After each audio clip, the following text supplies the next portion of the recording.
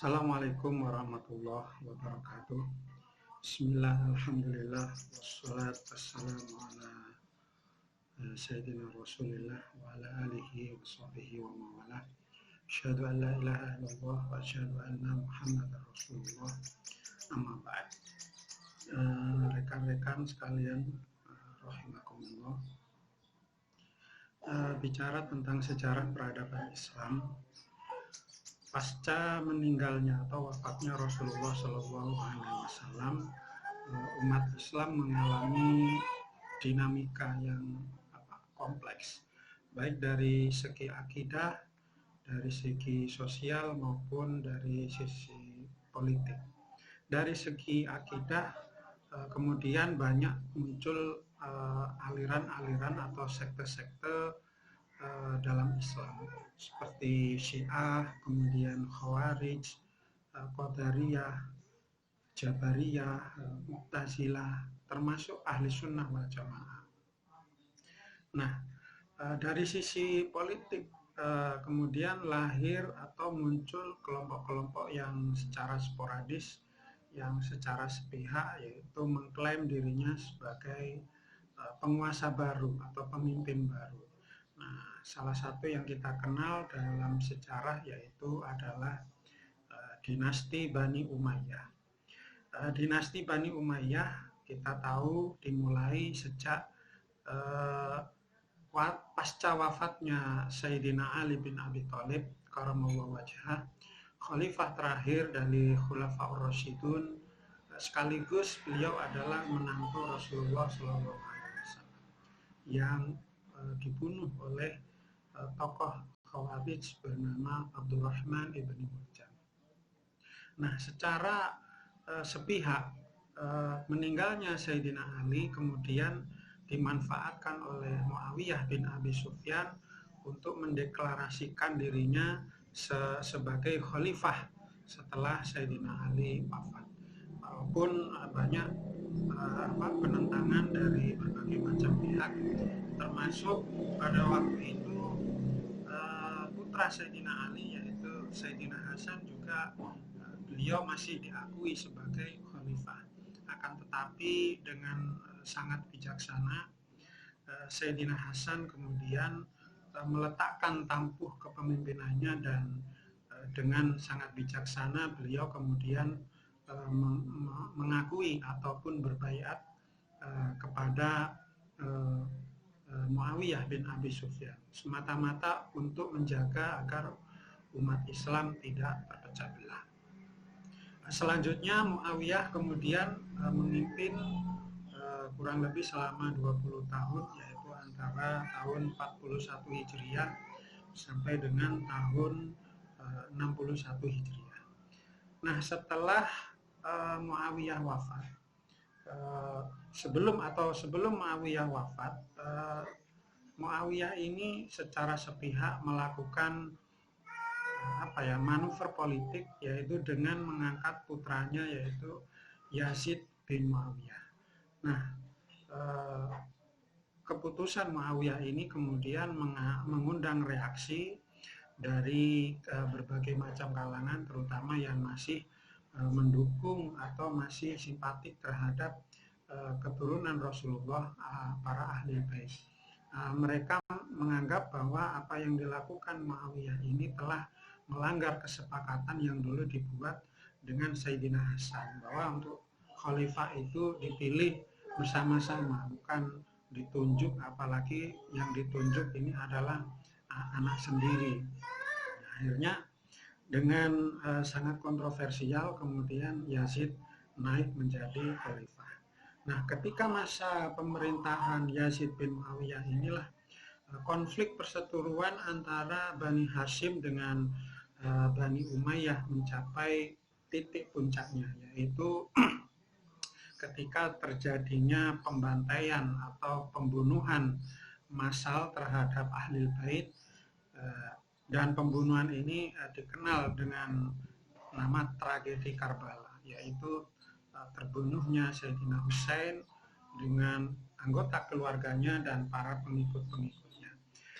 Sayyidina Husain dibunuh dengan tuduhan dia akan melakukan pemberontakan, akan melakukan kudeta dengan mendirikan kekhalifahan baru di Kufah. Sehingga ketika hendak berangkat ke Kufah, Sayyidina Husain dicegat di padang Karbala dan mereka di sana dibantai, dihabisi dengan cara yang sangat kejam, dengan cara yang sangat tidak manusiawi.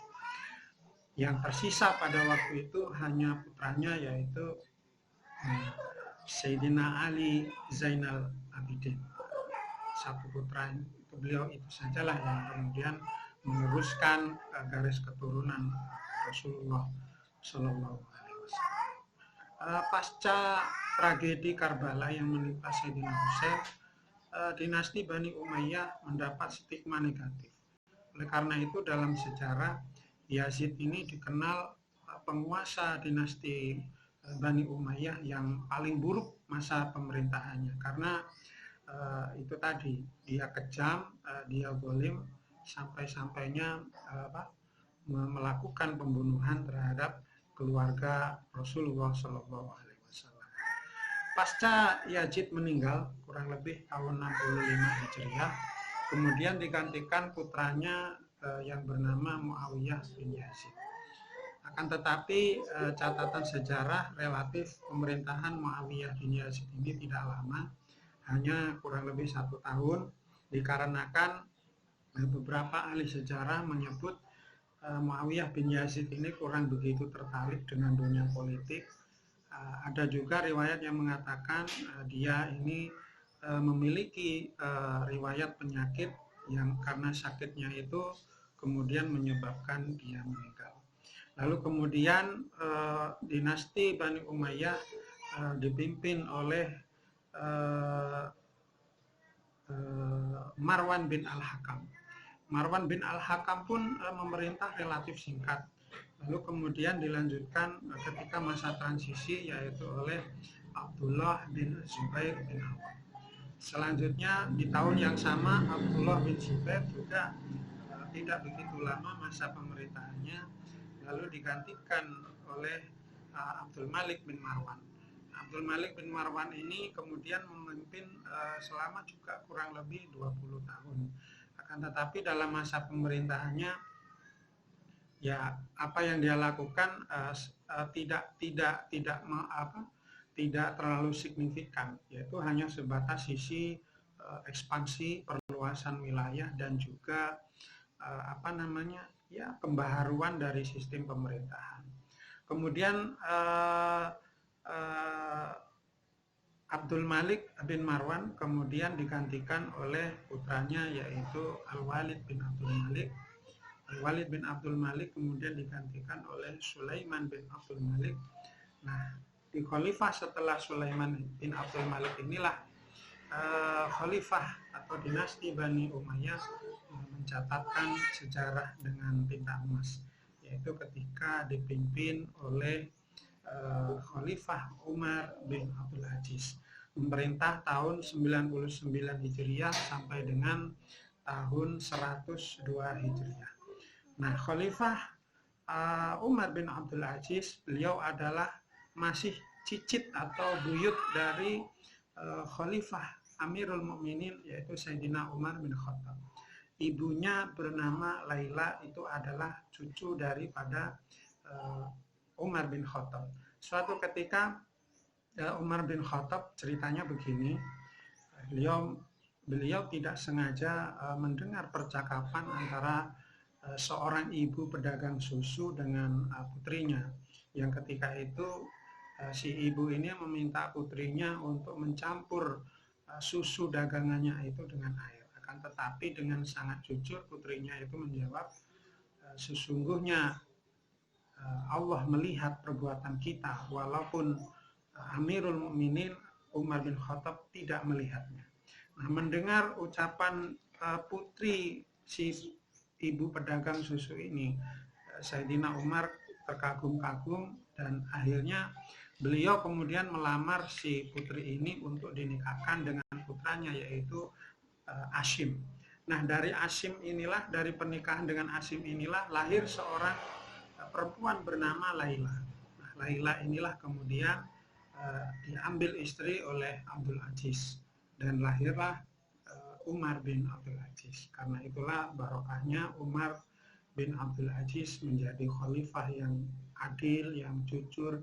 Beliau bukan hanya khalifah yang jujur, tapi beliau juga orang yang soleh, orang yang abid, orang yang zuhud. Beliau bukan hanya khalifah, tapi juga ulama. Beliau bukan hanya ulama, tapi juga seorang sufi. Sehingga pada masa pemerintahan Umar bin Abdul Aziz, inilah Bani Umayyah mengalami peningkatan dari sisi kepercayaan publik. Yang tadinya rakyat dipungut pajak, kemudian pajak itu dihapuskan. Pajak hanya diberlakukan bagi kaum yang memiliki tanah, orang-orang yang memiliki tanah dipungut pajak. Kemudian jasa beliau yang kedua diantaranya adalah dari sistem pemerintahan, di mana ketika itu para petinggi Bani Umayyah mendapatkan penghasilan yang sangat jauh berbeda dengan para pegawai-pegawai pemerintahan yang lain. Sehingga salah satu kebijakan yang diambil oleh Umar bin Abdul Aziz diantaranya adalah mengembalikan tanah yang dikuasai oleh para petinggi Bani Umayyah untuk diserahkan. Salah satunya adalah mengembalikan tanah Rasulullah, tanah peninggalan Rasulullah di Khaybar, kemudian diberikan kepada Ahlul Bait untuk dikelola kepada Ahlul Bait yang membutuhkan. Ada lagi kemudian salah satunya adalah tentang jasa Khalifah Umar bin Abdul Aziz adalah di bidang ilmu pengetahuan, di mana pada waktu itu sekitar tahun 99 Hijriah hadis itu banyak sekali yang dipalsukan. Jadi qala Rasulullah padahal bukan. Akhirnya Khalifah Umar bin Abdul Aziz kemudian meminta seorang ulama bernama Syekh Syihabuddin Romahurmusi untuk diminta membuat metodologi satu ilmu yang mana ilmu itu bisa mengurai, bisa menseleksi. Ini hadis yang sahih, ini hadis hasan, ini yang mutawatir, ini yang dhaif. Lalu kemudian lahirlah kaidah atau ilmu yang kita dengar, yang kita kenal dengan ilmu mustalahul hadis, ilmu untuk bagaimana cara menseleksi hadis, sehingga kita tahu ini hadis sahih, ini hadis dhaif, ini hadis hasan dan sebagainya.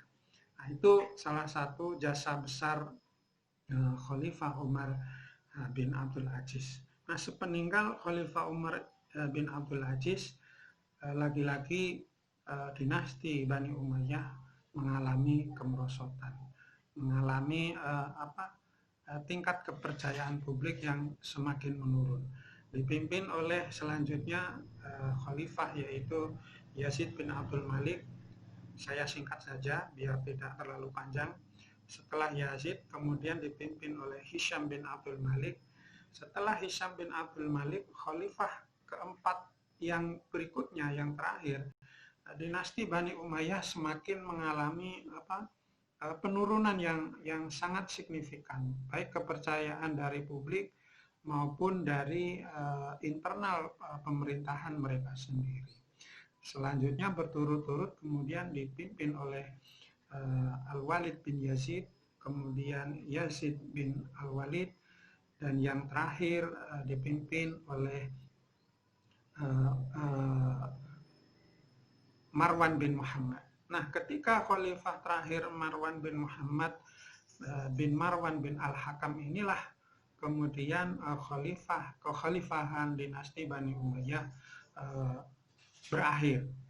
Berakhir di satu sisi yang sama, Bani Umayyah kehilangan kepercayaan dari publik, kemudian sentimen dari pendukung Ahlul Bait terhadap kepada Bani Umayyah semakin meningkat, dan di saat yang sama dinasti keluarga Bani Abbasiyah sudah membangun kekuatannya, membangun kekuatan pasukannya.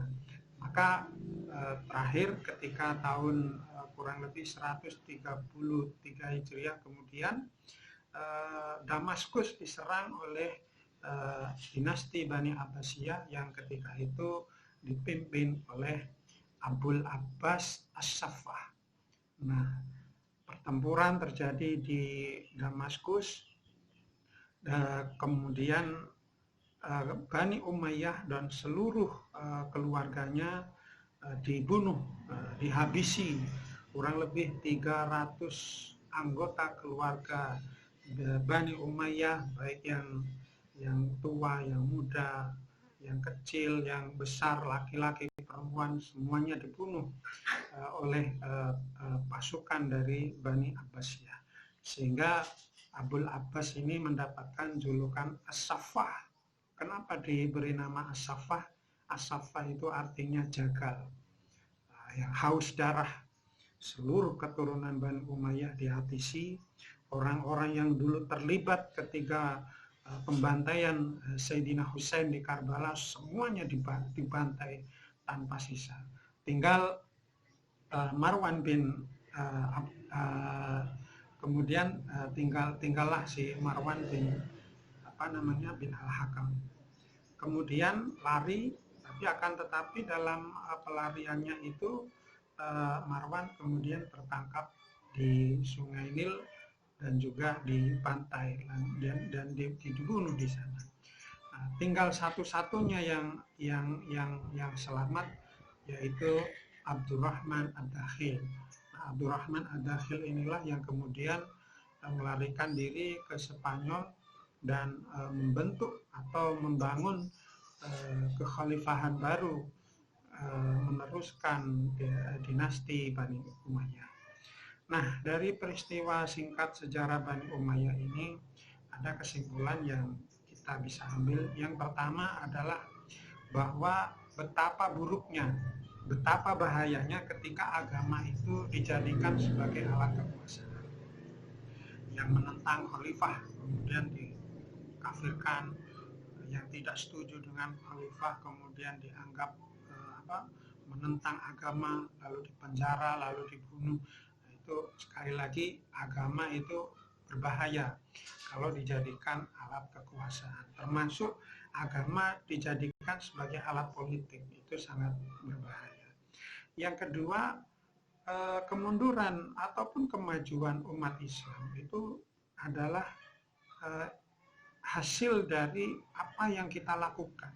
Bukan karena kalau umat Islam itu mundur, kalau umat Islam itu terbelakang, bukan berarti Islamnya salah, Qurannya salah, bukan.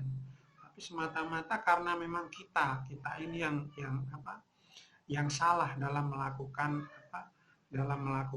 sikap dan tindakan. Kita ini yang masih masih kolot, kita yang masih tidak mau cerdas, kita yang tidak mau bersatu, sehingga umat Islam mengalami kemunduran. Kita lihat bangsa Eropa maju bukan karena agamanya, bukan karena kitab sucinya, tapi karena mereka mau maju, mereka berjuang, mereka berusaha. Nah, ini salah satu mungkin yang saya kritisi, di mana bangsa lain itu sudah berpikir bagaimana caranya bercocok tanam di planet Mars, sementara kita ini masih sibuk 01, 02, kita ini masih sibuk yasinan bid'ah apa tidak, tarawih itu 11 apa 23. Inilah mengakibatkan kita ini tertinggal. Artinya ilmu pengetahuan adalah satu-satunya atau kunci yang sangat penting agar suatu umat atau bangsa itu maju dan berkembang. Nah, itu saja sejarah singkat Bani Umayyah yang bisa saya sampaikan. Kurang dan lebihnya saya mohon maaf yang sebesar-besarnya. Wallahul muwaffiq ila aqwamit thoriq. Assalamualaikum warahmatullahi wabarakatuh.